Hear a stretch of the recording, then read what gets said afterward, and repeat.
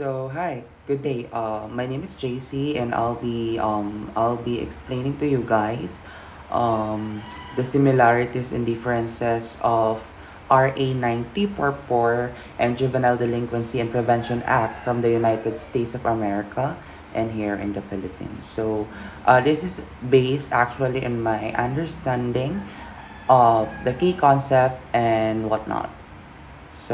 I hope you listen for this.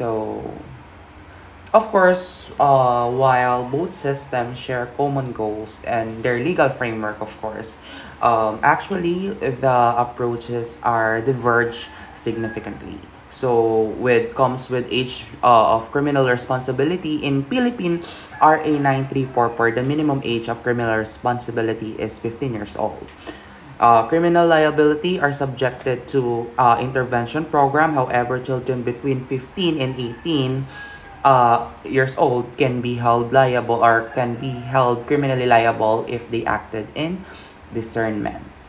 In United States, Juvenile Delinquency Prevention Act, the age of the responsibility varies by state, but generally it falls between 10 to 17 years old. And the children under the age of criminal responsibility are not subject for criminal prosecution, but may be still placed under the supervision of the juvenile justice system.